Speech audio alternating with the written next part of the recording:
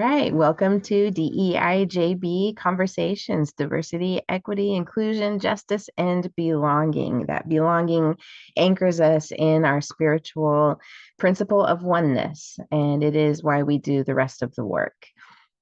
So today our topic is more than just accessibility, which is an intentional play on words, that we're taking accessibility beyond just mercy work and into justice work. And so it is a call for us to elevate how we engage the work of accessibility, how we create accessible space in spiritual community. So we've got the recording going, and I'm going to share my PowerPoint.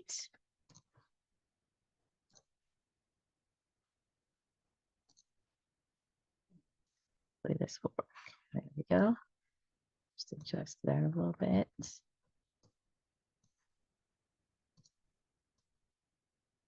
So you know what? I need to stop sharing again because I will need audio on this. So many little buttons to choose. Let's see. Try that again. Okay, here we go. So more than just accessibility. And I want to start by mentioning the work of Mia Mingus. She is a writer, an educator and trainer for transformative justice and disability. She is a queer, physically disabled, Korean transracial, and transnational adoptee raised in the Caribbean. That's how she describes herself. Queer, physically disabled, Korean, transracial, and transnational adoptee raised in the Caribbean. She does amazing justice work. I did talk about her last year when we did this session, but a lot of what I'm going to do after this is very different than what we did last year. So if you took the session last year, you will get new content, but I do want to anchor it in Mia's work because I want to give space to the lived experience and to a justice worker who does live a life that is queer, physically disabled, transracial, transnational. And let's hear what she has to say about this important work. The way that I have grown up understanding access as a disabled person who's been disabled since I was 6 months old, I've known it, I grew up with it around as done as a form of charity most often, or a form of guilt, or as sometimes even as, this kind of reluctant obligation type of feeling to it. Or I've known it as assimilation, or as a way for people to get more privileges, to not necessarily build a just world, but so that a few privileged disabled people can get a few more privileged crumbs to subsist on. And I think that with disability justice, we're really saying, no, actually, we want a different way, and we don't want access just for the sake of access. We don't want disabled people only to have access to the same crappy system that everybody else has. We want to actually think about how we move towards what a just world would look like for us all, and what liberation really looks like. So that's one core concept. I think another big concept that, at least that I talk about in disability justice work, is interdependency. Interdependency, such an important key point that she's bringing up. And I just love how she, describes that, we're not trying to create a little more accessibility to the same crappy system. I just love that turn of phrase that she offers, because it's so important for us to really look honestly at what we're doing and the impact of our work towards accessibility on the people who need it. So I also welcome Jim into the room. We are talking more than just accessibility. And you just missed the opening video, but this is who it was by Mia Mingus. And she is a queer, disabled, transnational, transracial adoptee raised in the Caribbean. And she just described that the power of creating accessibility is not just about giving access to the same crappy system for a few privileged disabled people, but like how can we look at the system and make it work really for all in a better way.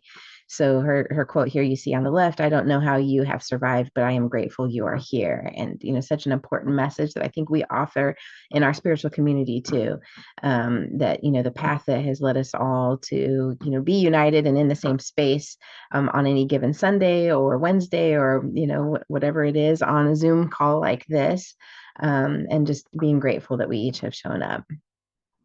And the quote on the right, access for the sake of access or inclusion is not necessarily liberatory, but access done in the service of love, justice, connection, and community is liberatory and has the power to transform. I think it's a really, again, nuanced way that she's working with the language around accessibility and justice work and inviting us to not do the bare minimum. We have a set of laws that churches don't even have to adhere to create accessibility. But to really rise above that and not do just the least, but to really lean into what it means to transform not only ourselves, but our systems that we have in our communities and in our government. I also want to bring into this conversation vulnerability. So in spiritual community, we serve the work of love. That's, I think, something that we all agree to. We define, love as a capital L there. So it's the presence of the divine. And we are working to serve, we serve that work, right? That we want to be an expression of the power of love. We want to be love in action. We have our theology, our principles, our values, our 5 principles. The 5th one is all about demonstration. We are called to be vulnerable in our humanity and unlimited in our divinity. So, and I said called, but we are vulnerable in our humanity, right? That's where we experience and we have the lived experience of limitations and needs. But we know that we are all unlimited in our divinity. So that 5th principle takes us into a place to be in the tension of those 2 truths and those 2 facts of our lives. And so this conversation is really an invitation for us to expand our comfort zone, to really look honestly. Last month we spent time doing a DEIJB inventory that was comprehensive. And now we're going to zero in on just the topic of accessibility itself and look at some of the factors and how we create our spiritual communities. And I want to lead this conversation with the idea and the question and the sort of philosophy behind mercy versus justice. And I want to share with you where I got this from. My church, Unity Church of Overland Park, participates and belongs to a group called the Good Faith Network. And this is a county group that invites all churches of every faith tradition to participate. And there are, I think, 27 this year that are participating. And we work year round to identify issues that are important to the members of the community, not just the congregations, but the community at large. And that's done through sharing circles and listening circles, and then and recording that work. And so once the issues are identified, then 2 or 3 are selected for the Good Faith Network to focus on. And then the congregations, volunteers from each congregation commit to doing research on a given topic that has been selected. We create solutions for the county commission to address these issues that have been identified. And then in May, so it was just this last Tuesday, the first Tuesday in May, we have what's called a Nehemiah event, and all of the congregations are invited to attend. So the goal was to get 1,500 people there this year, and we got about that, just under 1,500. And we invite the county commission to come, and we ask them the question if they will commit to putting these items on their agenda, whatever the question is for the topic. And we also present them with solutions. And so it's a beautiful way to leverage who we are as people of faith in our community to also interface with the system that has power to make real changes in the community. And this year it has been about ending homelessness in our county, establishing a crisis stabilization center, and addressing the issue of affordable housing. Now, the Crisis Stabilization Center was left over from last year. So the new issue is elder care. And there was some great success in those initiatives, but the one about affordable housing, we got a resounding no from the chair of the commission. And in his, political sort of speech of saying no, he he invited the congregations, maybe you all could volunteer at, the shelters. And so there's a person from the Good Faith Network who's on the platform with him and asking him questions. And so it's kind of a conversation between the two of them. And she turned and looked at him and she said, that you're describing mercy work, and that is really important. And we do that. Our churches are committed to mercy work. But what we're here tonight to do is to talk about justice work. And I thought that was so bold and brave and smart of her to think of really on the spot, because that wasn't part of her script, to really outline the nuance between mercy work and justice work. So I wanted to bring that into this conversation. So mercy work and justice work are distinct yet interconnected approaches to addressing societal issues. Mercy work, which we're all very familiar with, especially in spiritual community, focuses on providing direct aid and compassion to individuals in need. So we call it charity work. We volunteer at food shelters. We maybe donate to warming shelters or homeless shelters, and maybe even volunteer time there and resources there. So that's the mercy work, is where we're engaging in charity work. We're providing needs in the moment, answering the call. It is important. And churches have a long history. Our government relies on churches. It's why we get our tax shelter, to serve the community in that way. We do a very good job of that. Justice work, however, aims to create systemic changes that prevent injustice and ensure a more equitable society. So this is more about advocacy, protests, legislative changes, dismantling oppressive systems. And, some churches, I would say Unitarian, UCC, are really into justice work. And other churches, and I would put Unity in this category, have kind of shied away from this level of participation. And some of it is language. We don't like the word protest. We don't want to resist. We don't want to be part of a resistance, because what you resist persists. And so we kind of engage in this sort of I don't know, semantics, game of semantics. And I think in that there's a missed opportunity for us to up level our participation in really creating the world that truly works for all. Like we sort of throw those words around, but then we want to, hide behind prayer. And I don't want to diminish the power of prayer, but that's a starting place, and it's not the finish line, right? So a core justice-based principle. Accessibility is not an add-on. It is spiritual integrity in practice. And I want us just to hold that in mind, and I'll show that slide again here towards the end. Accessibility is not an add-on. So it's not an afterthought. It's not like we're going to do spiritual community in a way that works for the majority of the people, and then we'll think about later what we can add on to create more accessibility for some other people. And that brings me back to what Mia said about, it's not just about handing out breadcrumbs to the more privileged disabled people, or the more privileged marginalized people who can get themselves to the breadcrumbs and pick them up and then be able to participate. Like really expanding who's at the table making decisions, and linking this to spiritual integrity in practice. And for me, this is about really upping our competency, even just in the conversation of accessibility and justice work. So I'm going to give some examples in different areas of ministry, and to really highlight the difference between mercy and justice. So let's talk about physical accessibility. So the mercy is offering a side entrance with a ramp, often through a less visible or dignified route. And that's just how most buildings are built, because you want a great grand entrance that is not, reduced, the grandiosity is not reduced by the presence of a ramp. And that is enculturated into architecture and how our buildings are built. So don't take it personally. It was the building you're in was probably built before you had any say, and you probably were not participating in that. And maybe for some of you, you were, and it was an oversight, or it just is what was, presented and offered by the builders, and you gave it no other thought because we're so used to seeing the ramp being around the back or around the side. So justice would take this to a different level, would be ensuring that the main entrance, the platform or stage, the restrooms and gathering areas are universally accessible. So no one has to be accommodated separately.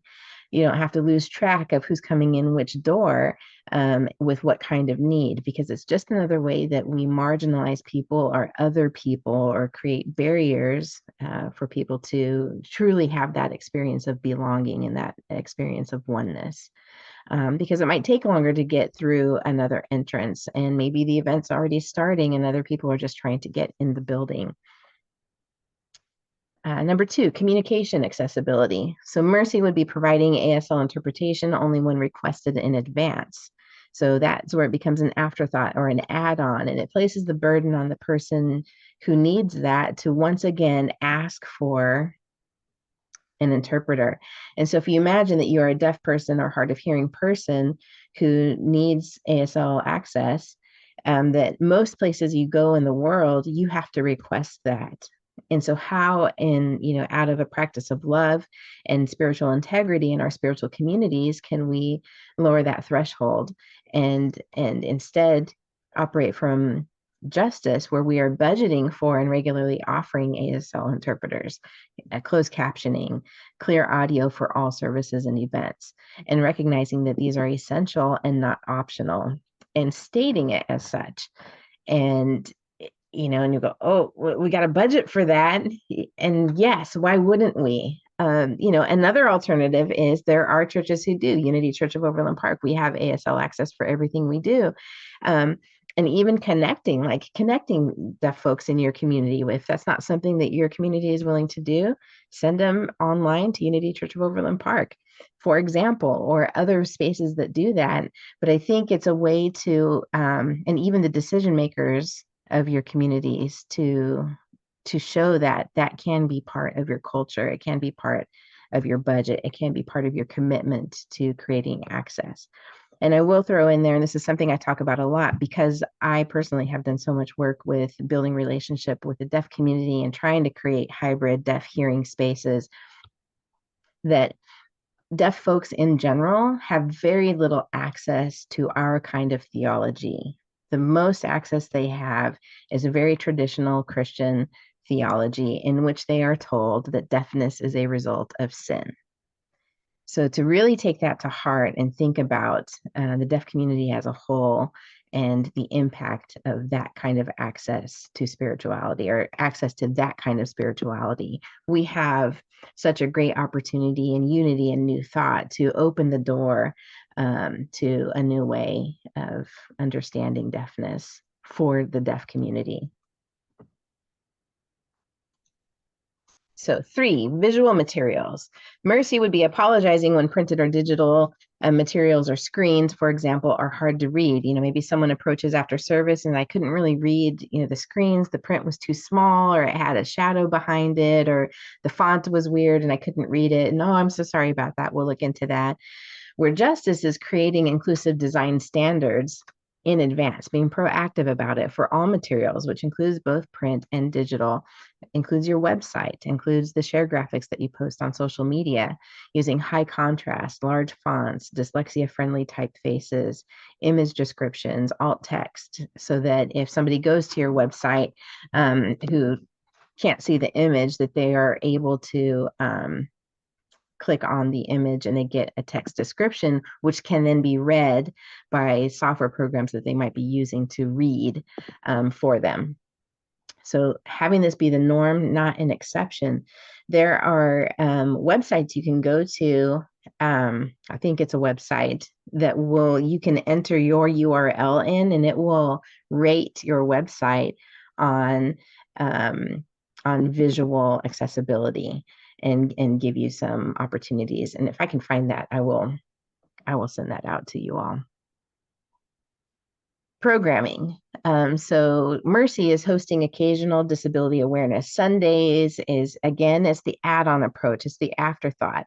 Where we're doing it, we mean well, But justice, the perspective from justice would be including disabled voices in leadership, in preaching, in teaching, in music and storytelling year round. Again, it's very similar to like Black History Month. Are you only quoting Dr. Martin Luther King Jr., in January for his birthday or February for Black History Month?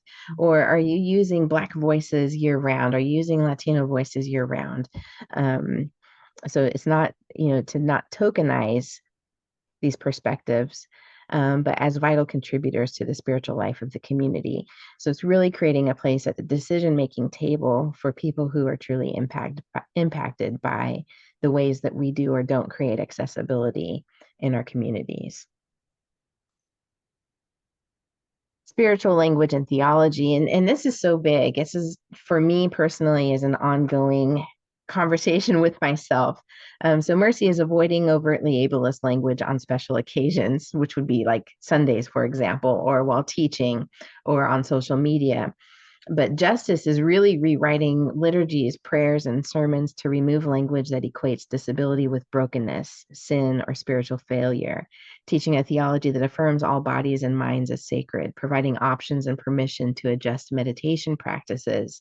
Is so important because their, neurospicy brains, like I think we talked about this last month, may not be able to sit with eyes closed or in silence or with stillness and have an effective meditative experience. And so to be able to give people in real time in the room permission to adjust their bodies the way they need to, for their own comfort, to stand and walk around the room if they need to during this time, to keep their eyes open.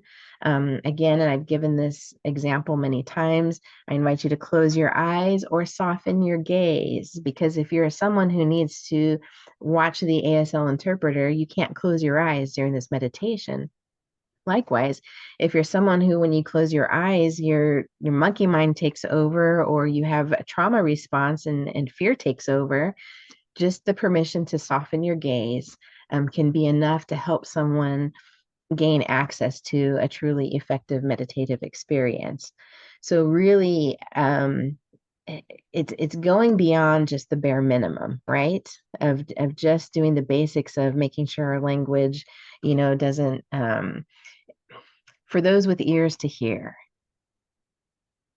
how does that phrase, that turn of phrase, land on the deaf folks sitting in your congregation?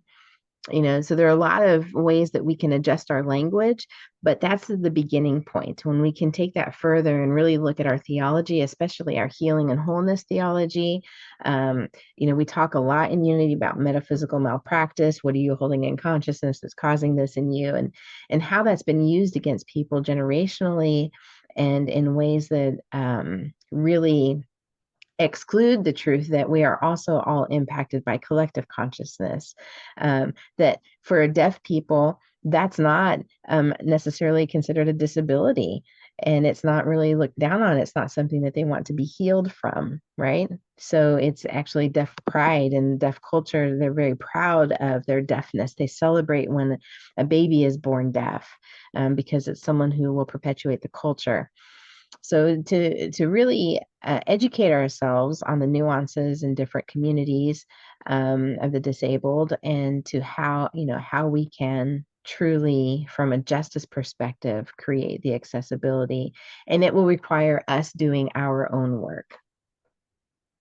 Leadership and decision making.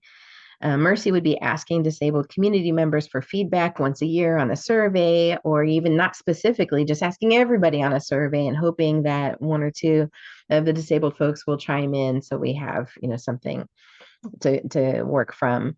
But justice would have us, ensuring that disabled individuals are part of the decision-making bodies, especially on facilities, on worship planning, and also on community engagement teams, so that it's really becomes part of the culture to normalize having the conversations about accessibility. Economic accessibility, which is one that's often overlooked. And I know that we have talked about that. We've talked about access to medical care as a form of accessibility. It doesn't necessarily apply to spiritual community, so I left that piece off of this. But economic accessibility is very important as well. So Mercy would have us occasionally waiving retreat fees or fees for classes for those with financial barriers, or not even mentioning it. Where Justice would have us structuring a sliding scale pricing, transportation support, childcare, and online participation options to remove barriers to full inclusion. And it can seem easy, but if it's not part of your community's culture, if it's not part of just the way you flow through different events and classes, things can get overlooked. It's easy to overlook, providing childcare for a Thursday night class because you might assume people will just take care of, their kids like they do for everything else. That may be a barrier and maybe why people aren't participating in other ways of engaging in community support. And so as a spiritual community, for us to have spiritual integrity and want to support parents and being able to attend evening classes or, after church events, to be able to provide childcare for them is critical. And again, of course, the sliding scale pricing. And we often, I think it's pretty normal in most communities to, say a love offering, and it's not required. No one will be turned away for financial reasons. At UCOP, we have for our Fall Faith Gala, which usually costs between $35 and $50 for a ticket. We have a generosity fund. And so we ask people if they can contribute to the generosity fund, maybe buy another ticket or can just contribute a dollar amount. Then it creates a fund for anyone who needs financial access, can't afford the full ticket. They pay what they can, and it gives them an opportunity, even if it's a dime or a penny, to put something into the generosity fund and they receive back the full ticket. And that has worked really well for us. And I feel like it's in alignment with our prosperity principles. It's, that flow of giving and receiving, and it also retains some dignity for people that, I can pay $5. And so they get to do that. They get to put the $5 in and they get to feel that someone else has provided for them, but they are also contributing to someone else's ticket as well. So that's just one example. Number 8, cultural shift. Mercy would be saying all are welcome, and we do this. All are welcome. We honor all paths to the divine, and wherever you are in your spiritual journey, you are welcome here. We welcome everyone. We love everyone. We affirm your oneness. We affirm you're an expression of the one holy presence in the universe. All the different ways we say that. Justice is creating a culture where asking for access needs is normal, is celebrated and met with joy. It doesn't create awkwardness or resistance. Training staff and volunteers accordingly so that it's very easy for someone to note that they have a need that's not being met. That the lights are so bright, oh, well, that's how our lights are. Maybe wear some sunglasses. It's like having people trained in the conversation enough that they can stay in the conversation in a way that allows a communication to happen where the need is able to be expressed. And if solutions aren't available in the moment, there is a process for those solutions to be accessed in a way that is not dismissive of the requester. And that shows that we are committed, that when we say all are welcome, we are committed to making a space such that all feel welcome. So it's not just an ideal or a thought that we're holding, but it's a practice that we are living. And that's what takes us back to spiritual integrity, that the words that we say have meaning and they are grounded in that 5th principle where we are demonstrating the words that we say. And that takes us back to that first principle that I showed you, the core justice-based principle. Accessibility is not an add-on, it is spiritual integrity in practice. So those are just some examples. There are lots and lots and lots more that we could go through, but I just wanted to give you a feeling of the essence of mercy versus justice. And it was such a powerful experience for me to watch the woman talk about that to the county commission, the chair of the county commission. And and she's a layperson at a church. She's not a minister, but she was able to on the spot really go into that. And I would love for us to have that kind of competency in the conversation of accessibility and justice work, and how we engage that as spiritual leaders and in our spiritual communities. So the last slide, and this is one that is a hangover from last year that I thought was important to bring back because there are 5 kind of typical barriers to accessibility. And so for us, we just went through some. I think we had 8 listed there that all will be present in one of these 5. But to really be able to think about this and take it to your board or your staff and talk through them, like how do these barriers show up in your particular community? And if you don't have a church community that you're leading, I'm sure you have some, either participating as a layperson or other types of organizations that you are participating in, or maybe serving on the boards. That these are, for any kind of organization, they would apply. So if we start at the top right, kind of the 1 o'clock position, technological barriers. And that's where we talk about, if communication is only made by email, then anyone who doesn't have email is not going to have access to that kind of communication. If a class is only offered on Zoom and not in person, then someone who doesn't have a Zoom account or a computer or a laptop or a phone that will get them onto Zoom, that will be a barrier. So those are kind of the technological issues that can come up. Sometimes, if you're offering a sign up for a class that only, or a retreat that can only be done by email or on a web form, again, that can be a barrier for someone. So, being able to offer maybe a printout or a sign up sheet after service where people can also sign up for a class and maintaining that. And going down to architectural or physical barriers. That tends to be the focus when we talk about accessibility. The tendency is to go to physical accessibility. Do we have ramp? Do we have rails on the stairs? Do we have an elevator in the space?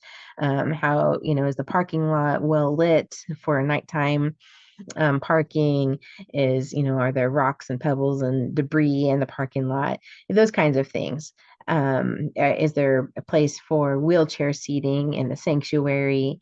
The handicap bathrooms, are, the hallways and doorways, easy enough for people in wheelchairs or walkers to get through? Do we have the press buttons that open doors? Those kinds of things. But also it's worth naming and really looking at, how does the architecture of our building support people's physical access? And, how can we go beyond just mercy and just the basics and provide dignity and justice to the process as well? Are we hiding, do you have to go all the way to the back to get to the one bathroom that has the handicap stall? Is the ramp, again, like we started, all the way around the side of the building or the back of the building, and then it's a complete maze that you have to get through to get to where the main event might be? Those kinds of things to really assess what can be done and adjusted in those ways. Information or communication barriers, which kind of overlaps with technology in this day and age, but it could also be about language. And so there was recently in my community kind of an announcement that wasn't made on a Sunday, but it was just kind of going around in the body of the church. And one of our ASL interpreters, who has been there for a long time, said to me, you might want to personally share that with the deaf folks, because they don't have access to the rumor mill, right, in the same way that the majority of the congregation does. So when things kind of are just being passed, information is being passed along, it often doesn't reach the deaf community because it's being passed along and shared with the majority of the people who are hearing. And oftentimes, as much as we try to create that hybrid space and we provide boogie boards, which is like a modern day Etch-a-Sketch is how I think of it, but it's a little pad that you can write on, and then you slide a thing and it erases and you can start over. So it's a way for people to easily communicate if you don't know ASL with the deaf folks. Also, people are trained to, they can use their phones like notes and type things in and show phones back and forth. But just when you overhear a conversation or you jump in because you hear people talking about it, there is a barrier for the deaf folks in that. So it was very eye-opening to me, that was something I hadn't personally thought of. So that's a communication barrier. that you might assume everyone's heard something. Information. It could also be language, Spanish language, um, and just the way that information is disseminated. So if we keep going around, then we go to attitudinal barriers, which is my favorite to think about. I think attitudinal barriers is kind of like a gloss that should just be wiped over the whole thing, because that's about shifting culture. That's about creating.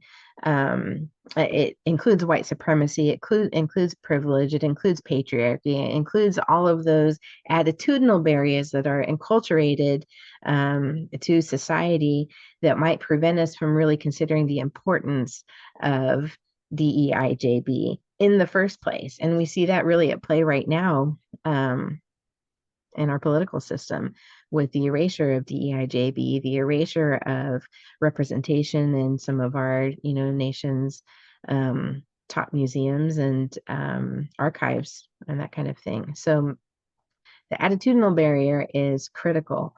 And to do this kind of work will naturally uncover those attitudinal barriers. And so to be aware that that will show up in your board, it'll show up in your congregation. I've shared this before. We were doing the work of folks with faith at Unity Church of Overland Park, which is an LGBTQ affinity group, for a year and a half. And then we received the LEAP grant from Unity Worldwide Ministries. And at that point, one of my congregants asked, well, are we going to become the gay church? That's an attitudinal barrier. That's a question rooted in fear of erasure of the dominant culture. And it opened up an opportunity to have a conversation of asking, how many gay seats do we have in our church? What does it mean to become a gay church? The sort of lowercase truth, but truth in this country is that if you are a church that affirms the LGBTQ community, you are by default a gay church, because most churches don't. Most churches consider the LGBTQ folks to be an abomination and for that to be a sin, and so on and so forth. So we have lots of, even in our very liberal and progressive theology, we still have attitudinal barriers that are layered into our communities. Really important to look at those, to unpack them with grace and compassion for all people, so that we can truly create a healing environment where all people are heard and seen and able to grow in these important ways. Organizational or systemic barriers. Those are often built in to even the system of how we create church. If we aren't required to do something, we might not do it. So that can become a systemic barrier. If it's not the way of society, that becomes a systemic barrier. If it's not the way of society to provide ASL access everywhere you go, then it might be difficult to convince your board that this is something we need to create a budget line item for. Well, why do we need to do that? It's only for, a few people. And, those kinds of conversations start coming into play. And those are organizational and systemic. It also, applies to, racial dynamics and LGBTQ dynamics and all of the ways that people are marginalized. That reduce accessibility to our spiritual teachings. And so if we can keep that at the core of the conversation, what are the barriers to accessibility to our spiritual teachings? Then it becomes very personal to us in our spiritual communities, because I think we all agree that our teachings are transformational, life-changing, and we want everyone to have access to them in the ways that we each have. So with that, I'm going to stop sharing and see, we have about 10 minutes, and see if there's any thoughts or comments that have come up for you that you want to share into this space. Can I ask a question? Yeah. Does the deaf community consider themselves disabled? By and large, no. Okay. The reason I ask that is I guess I am disabled, in that I'm nearly deaf, but hearing aids really help. And Hmm. I lost my hearing in 2001, and all kinds of things showed up. Everybody hears with their whole body, but we don't pay attention to it. But now I feel that. I Yeah. pick up on lip reading, I pick up on facial expressions more, etc. So I Hmm. found myself every time I was hearing the word disabled going, ooh, little Yeah. cringy. Yeah, years ago, someone who works for an organization here in Kansas City called The Whole Person, and they serve the disabled community, said to me, "You, we aren't this. If like, if think of if you consider yourself to be disabled or not, able-bodied or disabled, non-disabled, um, if you are thinking that you are non-disabled, the full truth of that is not yet." Because we are in physical bodies that tend to decline. So, as you age, God willing, right? There will be some decline. You may have a physical need at some point. Your hearing may change, your eyesight, may change. And I know I sort of, walk the line with our teachings because, we have Charles who was like, no, I'm going to live forever and I'm going to defy all of that. And so we want to be in this, state of regeneration, and the general experience of people is physical decline with time. So all of these things that we're talking about at some point, may apply, even if it's temporarily. So it's important, for the competency, so someone who becomes hard of hearing or becomes deaf over time may not be part of deaf culture, may not identify in the same way as a deaf person identifies as non-disabled. Thank you. Yeah. Thank you for the question, Jim. Thank you. So many thoughts. Where to begin? First, just want to say what an excellent presentation. Really clear, just great ideas. I loved it very much. Um, in fact, as we were going through it, I was thinking, so if this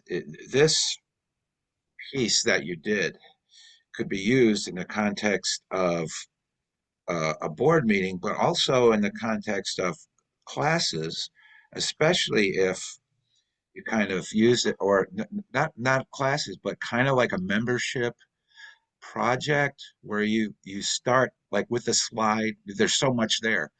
Start with Yeah. a slide, Yeah. brainstorm about, okay, which of these things can we do, right? Which of the things do we Yes. need to do in our community, because not every community, necessarily has um, like an immediate need for um, uh, hearing impaired Hmm. support, but Right. probably almost every physical church, needs to accommodate their buildings so that people don't have to like try to climb upstairs and all those sorts of things. So first of all, I just wanted to, compliment you on that. Thank you. Praise you for that. And I think this is a recording that can be very useful for a lot of communities. Hmm. The the second thought I had was, and this kind of goes off to almost an offhanded comment, but it struck me. Let's see if I can articulate this. The idea you're talking about in our unity community, we don't like to protest, we don't like to resist, right? And it occurs to me that that's really fundamentally, as you put it, a semantic issue. If we talk about demonstrating justice, Yes. demonstrating, because we like demonstrations, we like healing, Yes. we like prosperity demonstrations. Let's Yes. demonstrate justice. How can I demonstrate diversity, equity, inclusion, and justice in my own life? And how can we demonstrate it in the context of our church? And how can we demonstrate justice politically? In which case, you don't go with an attitude of, you don't have to go with an attitude of resistance. You can Mm-hmm. go with an attitude of calling for, Hmm. advocating for. Hmm. So a little, I a love it. little, I think a little language change in our communities, instead of talking about this in terms of protesting against something. Somebody might, Right. they're calling it a protest, fine, what everybody else calls it, but we can speak to our community as this is a demonstrating justice. We're calling. Yes. And the other thing, and I'm sorry I'm talking so much, but I'll try to get it out. The other thing that struck me was talking about this in terms of mercy versus justice, Mhm. because the way I look at it is that mercy must include justice. So Mhm. it's not a sort of either Yeah. or this against that, but it's more a Right. thing of both and it struck me that it has struck me for a long time that a number of Jesus's parables are actually about sort of contrasting um, passion or mercy and justice in Hmm. life. So I think Yeah. the obvious one is the prodigal son, right? The Mm-hmm. the elder son wants justice, the younger son wants mercy, and they both, in a way, they both get what they want, even if the older son doesn't at the end doesn't necessarily realize. But anyway, there's a number of parables of that type. So that's a thing that can be incorporated right into your Sunday teaching. We're doing a series on the teachings of Jesus. Oh, and look, this parable is about compassion and justice and how those can be worked together and how important that is and so on. Okay, so I love it. those were I realize it's a lot of comments, but you had a lot in the program, so I just wanted to Yeah. put a Yeah. couple things that were significant to me. So thank you for that. Yeah, I love it, Jim. Thank you so much for all of that, and I appreciate your praise. But I agree. I think this is really good content, and that we ought to take into our classes, into our congregations, and really starting with the leadership. When we get the leadership, the board and the staff buy-in first, and that's the format that we used at Unity Church of Overland Park that I've used with other communities. Get the buy-in first there, then take it into the community, and then that's how we build the culture for it, and that's how we get everyone competent with the language. And just like you're saying, I love that if we anchor it in demonstration, then we don't have to fight over the semantics of resistance and all of those sort of catchy phrases, and yet we also aren't spiritually bypassing the work. Like, we get to do the work. And absolutely, justice and mercy are not, we can't completely pull them apart. They are, approaches, they are overlapping. And that if we are, if we have true mercy, it includes justice. If we have justice, it includes mercy. And so thank you for those comments. Yeah, it really brings it together. Anyone else? I know Russ had to jump off. Arlise, did you have anything you wanted to add?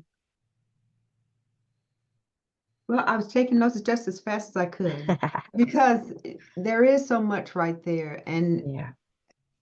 it's you've presented it in a way that it can be palatable. Good. I don't think people want to be rude or disregard, but there are so many ways that we have come up with the differences between us. Yeah. And I think that what you've really, to what hits me is this is a way to bring us a little more together, Mm-hmm. no matter what your situation is. Yeah. And recognize we all have specialties. Mm-hmm. We all have gifts and talents. We're not just the same, Mm-hmm. but that doesn't mean you should be excluded in any way. Right. So I love this so much, and I will take it to my board, and I will volunteer to learn more so that I can help create, I think, workshops, classes, that the idea about brainstorming with Mm-hmm. others, because I I know for myself and for many others, there's just a lot we don't know. Exactly. And it's okay not to know. Mm. You can't know everything, but be open to Right. learn some new things and share what you learn. So Yeah. I'm so glad I made it here today. Yeah, me too. And I think, what you're describing too, those conversations when the brainstorming sessions is where we learn that somebody has been struggling silently with something that would be very easy to fix if only we had known, you know? And it's, giving people the permission to be seen completely in their experience and validated, and to know that, we want to create a space that is truly accessible. Because if one person has that experience, there are probably others who are also, having that same experience. And they just, are so accustomed to just having to make do and having to live with the struggle or the pain. And there's a fatigue of asking for an accommodation. Like, I don't want to ask again for an accommodation. I'll just deal with it. And then we don't know, there are the people that we don't know who never come back because of that very simple thing that had we known, it could have, easily shifted. I have a quick question related to your comments about the technology and all that sort of thing. I Yeah. noticed that Zoom has AI companion. Is that something you can use to close caption what's being said? I don't know. There is a closed caption function that predated the AI companion. Uh-huh. So I don't For Zoom? know. Yeah, for Zoom. Yeah, there is, you have to do it in your in the browser settings, but there is a closed caption option for Zoom that, we've used, like, for folks with faith. It's not 100% accurate, which, is the sort of Yeah, downside of it. but And it still doesn't helpful. Could give, be helpful. it's Yeah. very helpful, and it can help for people who aren't completely deaf but hard of hearing. Um, and with Zoom, it's better because the face can be right there under the caption. Um, but it also, in, like, in a real life setting, if you have the interpreter over to the right, like we've recently moved to where the interpreter during the talk is standing right at my right shoulder. Um, and that's because body language gives so much more information, so the deaf person who has to look over here to the speaker and over here to the interpreter spends the whole time doing that. And so, it's a way that we've tried to up level our accessibility. Can I quickly share that if you go to more on your ribbon at the bottom, the Huh? first thing that comes up, oh, it just Oh, changed Oh, colors. yeah, it does say Yeah, that. captions. Duh. Yeah. Yeah, I yeah. So, saw that. but you have to, I think you have to turn it on in your web browser settings Well, it first. gives you the option here to do Yeah. that while you're in the Yes. meeting. Yes. Yep.